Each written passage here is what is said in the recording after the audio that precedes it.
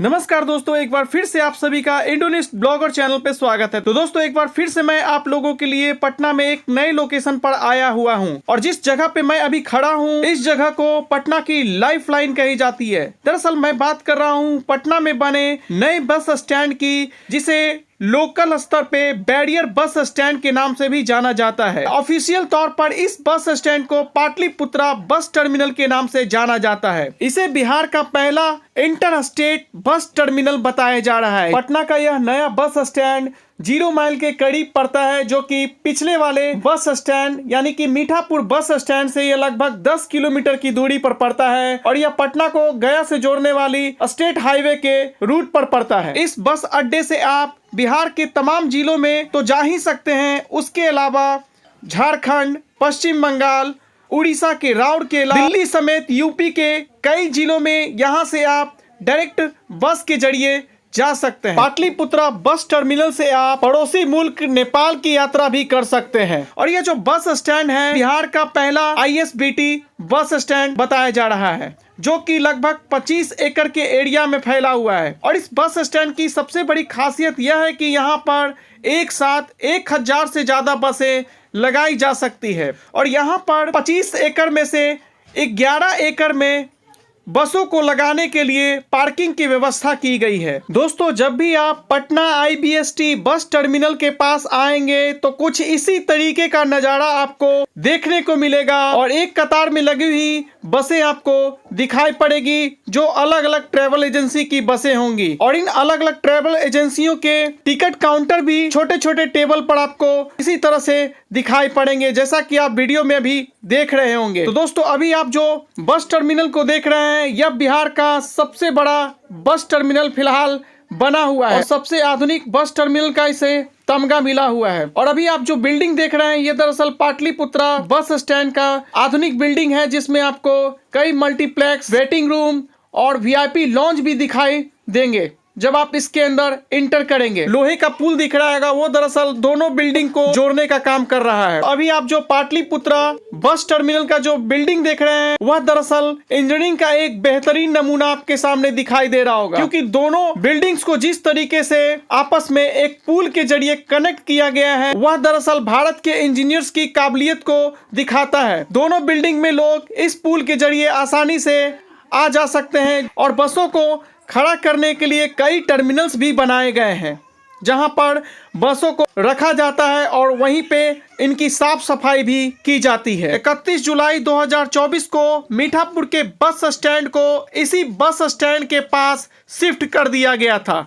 जबकि बिहार के मुख्यमंत्री नीतीश कुमार ने इस बस स्टैंड का उद्घाटन सितंबर 2024 में किया था और तब से यह बस स्टैंड आम लोगों को अपनी सेवाएं प्रदान कर रहा है। जो करकटनुमा स्ट्रक्चर देख रहे हैं वह दरअसल पाटलिपुत्रा बस टर्मिनल में वह दरअसल बसों के लिए प्लेटफॉर्म बनाई गई है और ऐसे कई करकटनुमा प्लेटफॉर्म आपको इस बस टर्मिनल पर दिखाई दे जाएगी जब आप यहाँ पे आइएगा। और ये आप बहुत ही करीब से पाटलिपुत्रा बस टर्मिनल के बिल्डिंग्स को देख रहे हैं, जो कि काफी ज्यादा खूबसूरत बनाई गई है और जितने भी बिल्डिंग्स है उसको आपस में एक छोटे से पुल के जरिए कनेक्ट किया गया है, ताकि एक बिल्डिंग से दूसरे बिल्डिंग्स की ओर जाने के लिए नीचे न उतरना पड़े। और आने वाले कुछ सालों के बाद आपको इस बिल्डिंग्स के अंदर कई कॉमर्शियल मॉल, मल्टीप्लेक्स, रेस्टोरेंट भी देखने को मिल सकती है।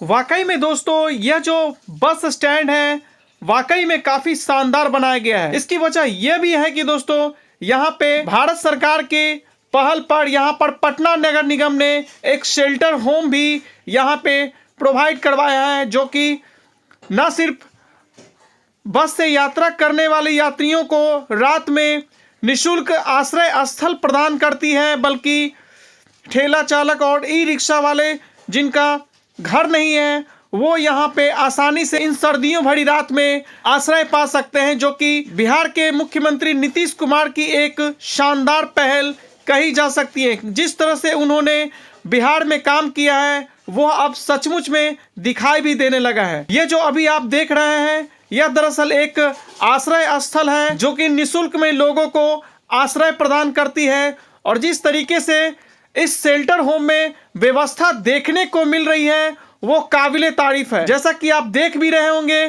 कि कई फोल्डिंग्स शानदार तरीके से बिछाई गई है और शेल्टर होम में कई पंखे भी आपको दिखाई दे रहे होंगे और मनोरंजन के साधन के रूप में टेलीविजन लगाया गया है।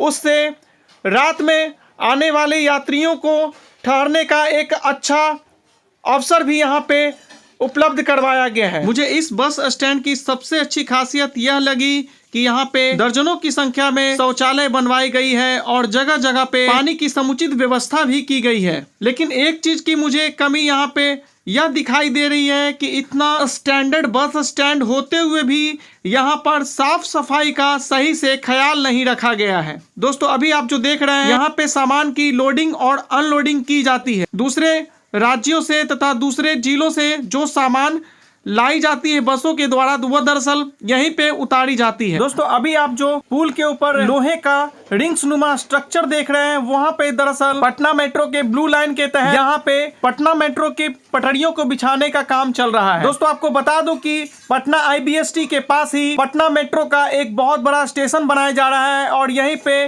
पटना मेट्रो का रेल डिपो का भी स्टेशन बनने वाला है जो आने वाले आगामी सालों में आपको दिखाई भी देगा। यहाँ पे पटना मेट्रो का रेलवे स्टेशन इसलिए बनाया जा रहा है ताकि इस पूरे एरिया को पटना मेट्रो के जरिए जोड़कर इसकी कनेक्टिविटी को और बेहतरीन बनाया जा सके। 25 एकड़ एरिया में फैले इस बस स्टैंड की साफ सफाई के लिए बिहार गवर्नमेंट ने कई सफाई कर्मचारियों की नियुक्ति की है, लेकिन इसके बावजूद भी इस बस स्टैंड पर जिस तरीके से गंदगी का अंबार लगा हुआ है उससे बिहार की छवि खराब होती है। बिहार सरकार ने जिस तरीके से एक standard inter state bus terminal Bihar वासियों एक तोहफे के रूप में दिया है, उस हिसाब से इस बस टर्मिनल की रख रखाव देखने को तो बिल्कुल भी नहीं मिली है, क्योंकि जिस तरीके से गंदगी का अंबार इस बस स्टैंड पर देखा गया है और जल जमाव का जो भयावह दृश्य देखने को मिला है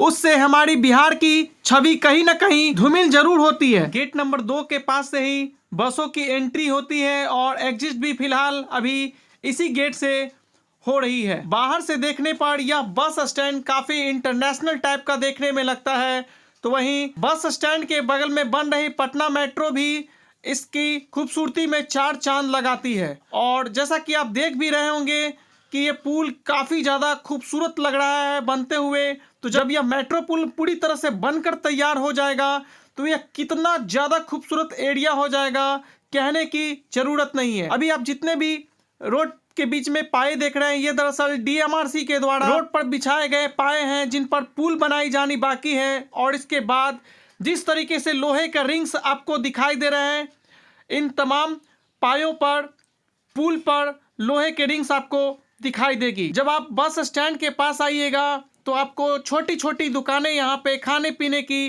भरपूर मात्रा में दिखाई देगी। और यहाँ पर जितने भी आप दुकान अभी देख रहे हैं वो लगभग 24 घंटे खुले रहते हैं।